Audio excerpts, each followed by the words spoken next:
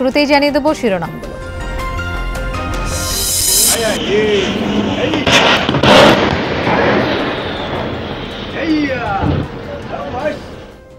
পতেঙ্গায় বিমান বাহিনীর প্রশিক্ষণ বিমান বিধ্বস্ত, আছড়ে পড়ল কর্ণফুলী নদীতে। এক পাইলটের মৃত্যু নিশ্চিত করেছে পুলিশ। স্পিড নেওয়ার সাথে আগুন ধরে গেছে। এই বয়ার ফাঁসা আসিয়ারে এটা নিচের দিকে পড়ে গেছে, একটু ফেসে পড়ছে বয়ার, একটু ফেসে পড়ছে। সোলার মেশিন দিয়ে ওটাকে আইডেন্টিফাই করবে, আমাদের ডাইভিং টিম নেমে ওইটাকে শনাক্ত করে তারপর ওটা টেনে নিয়ে আসবে। উপজেলা নির্বাচনে কক্সবাজার জেলা আওয়ামী লীগ সভাপতি সেক্রেটারির পরাজয় বিস্ময়, নানামুখী বিশ্লেষণ। কুতুবদিয়ায় টক অফ দ্য টাউন, ভাতিজার কাছে চাচার হার। যে যে প্রতিশ্রুতি দিয়েছি সেই প্রতিশ্রুতিগুলি শতভাগ যাতে আমরা পূরণ করতে পারি। জনগণের পাশে থাকবে এবং একটি উন্নত ও সমৃদ্ধশালী কুতুবদিয়া গঠনে বলিষ্ঠ ভূমিকা পালন করবে। অবৈধ স্থাপনা উচ্ছেদ আর সংস্কারে চট্টগ্রাম আউটার স্টেডিয়ামের নতুন রূপ। খেলাধুলার উপযোগী করতে যুক্ত করা হচ্ছে সবুজ ঘাসের গালিচা।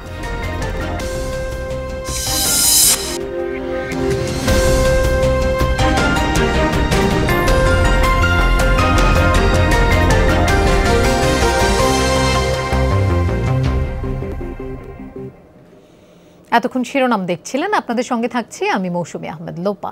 এবার যাচ্ছি পুরো খবরে। চট্টগ্রামে কর্ণফুলী নদীতে বিধ্বস্ত বাংলাদেশ বিমানের প্রশিক্ষণ যুদ্ধ বিমানের এক পাইলট নিহত হয়েছে। বিষয়টি নিশ্চিত করেছে বন্দর জোন পুলিশ। আহত আরেক পাইলট হাসপাতালে চিকিৎসাধীন। জহুরুল হক ঘাঁটি থেকে উড্ডয়নের পর আগুন ধরে গেলে জ্বলন্ত বিমান থেকে প্যারাশুট নিয়ে নদীতে লাফ দিয়েছিলেন দুজনে। ডুবে যাওয়া বিমানটির সন্ধানে নদীতে উদ্ধার অভিযান চালাচ্ছে নৌবাহিনী, বিমান বাহিনী, কোস্টগার্ড ও ফায়ার সার্ভিস। সকাল 10:30টার দিকে চট্টগ্রামের জহুরুল হক ঘাঁটি থেকে উড্ডয়নের পরপরই প্রশিক্ষণ যুদ্ধ বিমানটির পেছনের অংশে আগুন ধরে যায়। এক পর্যায়ে বিমানটি বোট ক্লাবের পেছনে কর্ণফুলী নদীতে ছিটকে পড়ে ডুবে যায়। এ সময় বিমানে থাকা দুই পাইলট, উইং কমান্ডার সোহান এবং স্কোয়াড্রন লিডার অসিন জাওয়াদ প্যারাশুট নিয়ে নদীতে লাফ দেন। আশপাশের নৌকায় থাকা মানুষ তাদের উদ্ধার করে তীরে নিয়ে আসেন।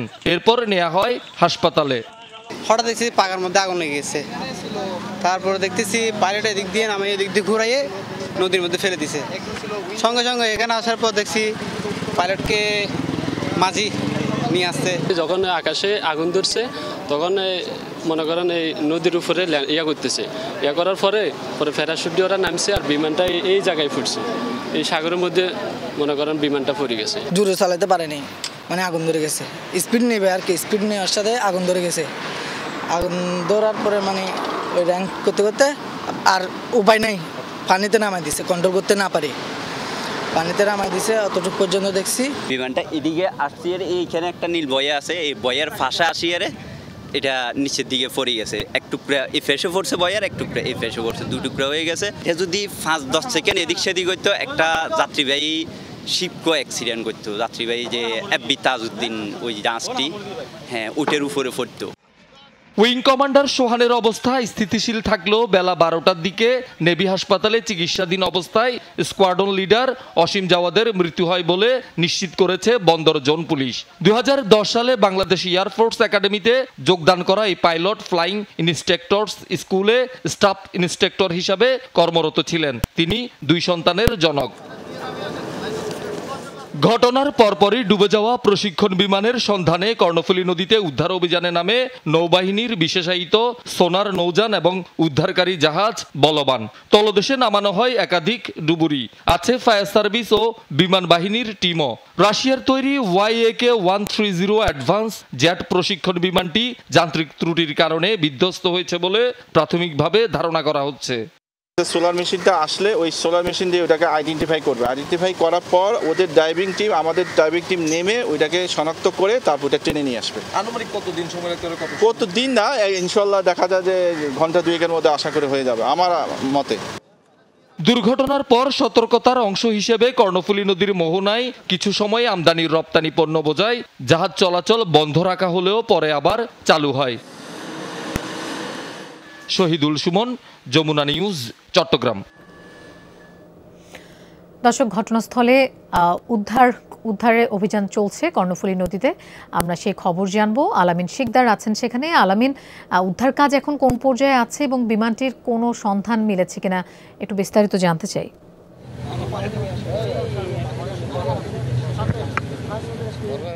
লোপা, আমরা এই মুহূর্তে রয়েছে কর্ণফুলী নদীর যে 11 নম্বর ঘাট রয়েছে, যে জায়গাটিতে আসলে মূলত বিমানটি বিধ্বস্ত হয়ে পড়েছে এমনটা দেখা হয়েছে এবং বিভিন্ন জনের যারা প্রত্যক্ষদর্শী ছিলেন তাদের দেখানো অনুযায়ী এবং তাদের কাছে তথ্য জানার পর এই জায়গাটিতে একটি বয়া বসিয়ে আমরা দেখছি যে ঠিক সেই ঘটনার পরপরই সেখানে বাংলাদেশ নৌবাহিনীর উদ্ধারকারী দল কিন্তু এই জায়গায় এসেছে। আমরা যে উদ্ধারকারী দলটিকে দেখতে পাচ্ছেন এটি নৌবাহিনীর বিশেষায়িত ডুবুরি দল, পাশাপাশি তাদের একটি বিশেষায়িত নৌযান এখানে রয়েছে, সোনার সাইড স্ক্যানার, সেইটি দিয়েও কিন্তু চেষ্টা করা হচ্ছে যে ভেতরে ঠিক নদীর তলদেশের কোন জায়গায় আসলে বিমানের যে ভগ্নাংশগুলো রয়েছে সেগুলোর কোনো সন্ধান পাওয়া যায় কিনা। একটি কথা বলতে পারি লোপা, কোনো একটি ধাতব বস্তুর সন্ধান তারা পেয়েছে, সেটি কিন্তু আমাদেরকে জানানো হয়েছে, তবে আসলে সেটি কি বিমানের অংশ কিনা সেটা এখন নিশ্চিত হওয়া যায়নি। তবে তারা ধারণা করছে যে বিমানটি বেশ কয়েকটি টুকরো হয়েছে ভিতরে যাওয়ার পরে, সেই বেশ কয়েকটি টুকরো হওয়ার পর সেগুলো আসলে কোনটি কোন দিকে গিয়েছে সেটি জানার জন্যই তাদের যে বিশেষায়িত নৌযান সোনার স্ক্যানার সেটির মাধ্যমে চেষ্টা চালানো হচ্ছে যে কোন অংশগুলো কোন দিকে গেছে, কোন জায়গায় আছে সেটি শনাক্তর চেষ্টা চলছে। সেটি শনাক্তের পর আসলে মূলত তারা তাদের যে উদ্ধারকারী আরেকটি জাহাজ রয়েছে বলবান, সেই জাহাজটিও দিয়েও উদ্ধারের চেষ্টা করবেন। পাশাপাশি এখানে আমরা দেখছি যে তাদের বিভিন্ন স্পিড বোর্ডের মাধ্যমে তাদের যে ডুবুরি দল রয়েছে বিশেষায়িত, সেগুলো কিন্তু এই জায়গাটিতে আমরা দেখছি যে সেই ঘটনার পরপর এই জায়গায় এসেছে এবং তাদের কিছুক্ষণ পর আমরা দেখছি যে তারা নদীতে ডাইভ দিচ্ছেন এবং দেওয়ার পরে জানার অবস্থান শনাক্তের যে চেষ্টা সেই শনাক্ত করার চেষ্টা করছেন। তবে বেশ কিছুক্ষণ ধরেই এই জায়গাটিতে একসাথে সবগুলো ডুবুরি দল একই জায়গায় অবস্থান করছেন। ধারণা করা হচ্ছে এই জায়গাটিতে কোনো একটি ধাতব বস্তুর সন্ধান হয়তো তারা পেয়েছে, তাই তারা এই জায়গাটিতে বেশ কিছুক্ষণ ধরে কিন্তু সেখানে অবস্থান করছে এবং যার কারণে কিন্তু আমরা দেখছি যে হয়তো এখান থেকেই যতটুকু ধারণা করা যাচ্ছে যে এখানে কোনো একটি ধাতব বস্তুর সন্ধান তারা পেয়েছে, তাই এখানে অবস্থান করছে এবং পরবর্তীতে তাদের পক্ষ থেকে জানানো হলে এবং বিমানটি শনাক্ত করার পর উদ্ধার হলে সেই তথ্যগুলো আমরা জানানোর চেষ্টা করব। লোপা, নিশ্চয়ই আলামিন, আপনার মাধ্যমে আমরা আপডেট জানতে পারবো। ধন্যবাদ আমাদের সাথে যোগ দেওয়ার জন্য। প্রথম ধাপের উপজেলা নির্বাচনে কক্সবাজার জেলা আওয়ামী লীগের সভাপতি সাধারণ সম্পাদকের ধরাশায়ী হওয়া নিয়ে চলছে নানামুখী বিশ্লেষণ। বিশাল ব্যবধানে তাদের পরাজয় চমকে দিয়েছে সবাইকে। হিসাব নিকাশ করছেন নেতাকর্মীরাও। বিশেষ করে কুতুবদিয়ায় ভাতিজার কাছে চাচার হার আলোচনার খোরাক জুগিয়েছে বেশ। কক্সবাজারের ৩ উপজেলার মধ্যে কুতুবদিয়ার ফলাফল চমকে ভরা। চেয়ারম্যান পদে কক্সবাজার জেলা আওয়ামী লীগ সভাপতি ফরিদুল ইসলাম চৌধুরীকে হারিয়ে বিস্ময় উপহার দেন তরুণ ব্যারিস্টার হানিফ বিন কাশেম। সম্পর্কে দুজন চাচা ভাতিজা। কুতুবদিয়ার উন্নয়নের জন্য, কুতুবদিয়ার জনগণের জন্য তাদের যে প্রাপ্য হক, তাদের যে দাবি, তাদেরকে আমরা যে প্রতিশ্রুতি দিয়েছি সেই প্রতিশ্রুতিগুলি শতভাগ যাতে আমরা পূরণ করতে পারি। এক তরুণের কাছে সরকারি দলের প্রভাবশালী নেতা এবং বর্তমান চেয়ারম্যানের পরাজয় নিয়ে ভোটারদের মধ্যে চলছে নানামুখী আলোচনা। তৃণমূল যে নেতাকর্মী থেকে শুরু করে সাধারণ মানুষের কাছে উনি কোনোদিন পৌঁছায় নাই। ওনার কোনো এই যে 5 বছরের মধ্যে যে একটা সরকারি আপনার যে বাজেটগুলো আসে উনি কোনোভাবে এগুলো পৌঁছায় নাই। সুন্দরভাবে কুতুবদিয়াকে পরিচালিত করবে, জনগণের পাশে থাকবে এবং একটি উন্নত ও সমৃদ্ধশালী কুতুবদিয়া গঠনে বলিষ্ঠ ভূমিকা পালন করবে। খুঁটিনাটি বিষয় আদি আছে, সব কিছু যাতে আমাদের নতুন নবনির্বাচিত উপজেলা চেয়ারম্যান সেই বিষয়ে সচেষ্ট হবেন। সদর উপজেলায় কক্সবাজার জেলা আওয়ামী লীগের সাধারণ সম্পাদক এবং সাবেক পৌর মেয়র মুজিবুর রহমানের পরাজয়ের বিষয়টিও সবার মুখে মুখে। তিনি ধরাশায়ী হয়েছেন নুরুল আফসারের কাছে। প্রথমবার ভোটে দাঁড়িয়ে নারী ভাইস চেয়ারম্যানের জয়ও স্থানীয়দের কাছে আলোচনার বিষয়। এই ঋণ আমি কীভাবে শোধ করবো আমি জানি না, তবে আমি সম্মানটুকু একজন শিক্ষক হিসেবে, একজন ক্ষুদ্র মানুষ হিসেবে আমার জনগণ আমাকে যে ভালোবাসা, যে সম্মানটুকু করেছে, আগামী 5টা বছর আমি এই সম্মান অক্ষুণ্ণ রাখবো। মহেশখালীতে বিএনপি নেতা হাবিবুল্লাহকে হারিয়ে প্রথমবারের মতো উপজেলা চেয়ারম্যান হয়েছেন ব্যবসায়ী জয়নাল আবেদিন। সব মিলিয়ে প্রথম ধাপে কক্সবাজারের 3 উপজেলাতেই চেয়ারম্যান পদে এসেছে নতুন মুখ। জামশেদ চৌধুরী, যমুনা নিউজ। উপজেলা নির্বাচন পরবর্তী খবর জানবো। খাগড়াছড়ি থেকে আমাদের সাথে যোগ দিচ্ছেন শাহরিয়ার ইউনুস। শাহরিয়ার, লক্ষ্মীছড়ি উপজেলায় ফলাফল হয়নি, প্রার্থী সমর্থকরা কি বলছেন এবং বাকি উপজেলাগুলোতে ফলাফল ঘোষণার পর সেখানকার পরিস্থিতি কেমন?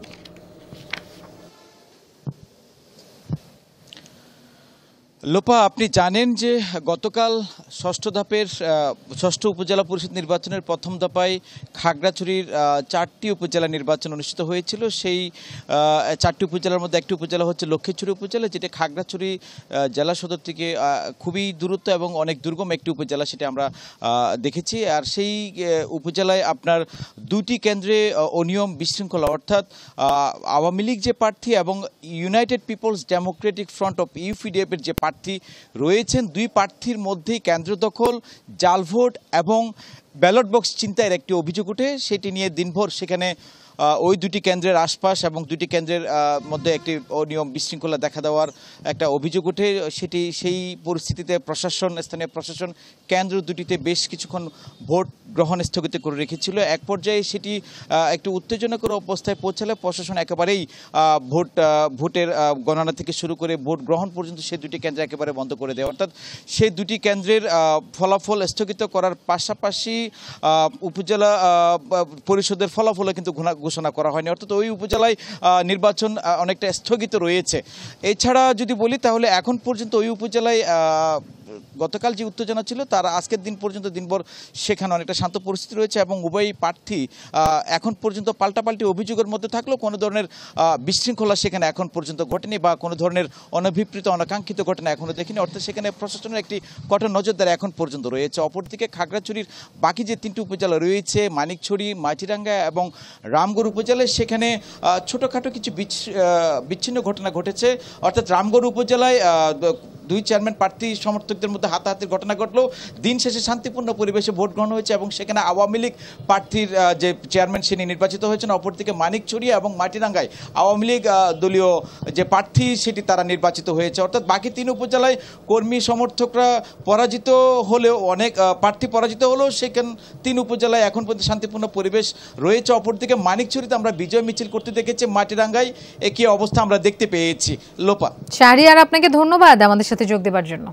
নবরূপে সাজছে চট্টগ্রামের আউটার স্টেডিয়াম। দুপাশের অবৈধ স্থাপনা উচ্ছেদ এবং সংস্কারের পর পাল্টে গেছে চিত্র। আগের সেই জরাজীর্ণ দশা নেই। সৌন্দর্য বর্ধনের কারণে নজর কাটছে সবার। সবুজ ঘাসের গালিচা বসিয়ে খেলাধুলার উপযোগী করা হচ্ছে পুরো মাঠ। কিছুদিন আগেও সামান্য বৃষ্টিতে তলিয়ে যেত পুরো মাঠ। বাকিটা সময় বালির খটখটে ধূসর এক টুকরো জমি। ছিল না খেলাধুলার উপযুক্ত পরিবেশ। বছর জুড়ে চলত বিভিন্ন ধরনের মেলা। তবে পাল্টেছে সেই চিত্র। খেলার উপযোগী করতে সংস্কারের পর চট্টগ্রাম আউটার স্টেডিয়ামের এখন ভিন্ন রূপ। মাঠে লাগানো হয়েছে সবুজ ঘাস, চারপাশে লোহার বেষ্টনী, থাকবে ওয়াকওয়ে এবং দর্শক গ্যালারি।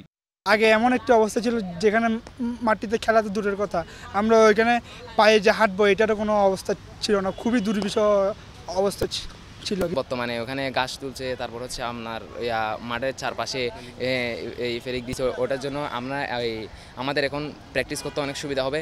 তারপর ওইখানে যে গাছগুলো আছে, গাছগুলোর জন্য মানে আমরা যদি কোনো ফিল্ডিং করতে যাই না, ফিল্ডিং করলে মানে কোনো ব্যথা পাবো না। তো এই জিনিসটা ভালো লাগছে যে ওখানে মানে ফুল ঘাস তুলে ফেলছে। প্রথম কথা হচ্ছে এটা, আর মাটির এই ধরনের কোনো বালির কোনো কিছু নাই। খেলাধুলা ছাড়া মাঠটি যেন অন্য কোনো কাজে ব্যবহার না হয় এবং সংস্কার শেষে দ্রুত খেলোয়াড়দের জন্য উন্মুক্ত করে দেওয়ার দাবি সবার। এক সময় ছিলেন থেকে অনেক প্লেয়ার এখন মানে পরিবেশের কারণে এখন প্লেয়ার উঠতেছে, কিন্তু এখন যা মাঠটা যে পরিবেশ করলো আমাদের জন্য খুব উপকার হবে। এর জন্য যদি ক্রিকেটের জন্য বরাদ্দ রাখে তাহলে আমাদের জন্য খুব ভালো হয়। অনুষ্ঠান হয় না অনেক, এই অনুষ্ঠানগুলো হবে। এই ধরনের কোনো কিছু করলে আমার মনে হয় যে সবাই এটার বিরুদ্ধে প্রতিবাদ করবে। এই মাঠটা দ্রুত খুলে দেওয়া হোক, তাহলে আমরা প্র্যাকটিস করতে আরও ভালো স্বাচ্ছন্দ্য বোধ করব। চারপাশের অবৈধ স্থাপনা উচ্ছেদ করে জরাজীর্ণ মাঠকে দৃষ্টিনন্দন রূপ দেওয়ার উদ্যোগ চট্টগ্রাম জেলা প্রশাসনের। সংস্কার শেষে 2 মাসের মধ্যে আউটার স্টেডিয়াম উন্মুক্ত করা এবং অনুশীলনের পাশাপাশি বয়সভিত্তিক টুর্নামেন্ট আয়োজনের পরিকল্পনা তাদের। শিশু কিশোরদের জন্য, তরুণদের জন্য স্লট থাকবে, তারা সেই নির্দিষ্ট সময় খেলতে পারবে। কিছু সময়ে যারা আমাদের চট্টগ্রাম জেলা ক্রীড়া সংস্থার CJKS এর যারা বিভিন্ন আমাদের ক্যাম্পে যারা খেলা শিখছেন বা খেলায় অংশগ্রহণ করছেন, কোচিং করছেন, তাদের জন্য কিছুটা থাকবে। এই আউটার স্টেডিয়ামে খেলেই উঠে এসেছেন আকরাম খান, তামিম, নাফিস ইকবালের মতো অনেক তারকা খেলোয়াড়। শহীদুল সুমন, যমুনা নিউজ, চট্টগ্রাম। দর্শক, এই ছিল আজকে চট্টগ্রামের আয়োজনে। আর এতক্ষণ সাথে থাকার জন্য ধন্যবাদ সবাইকে।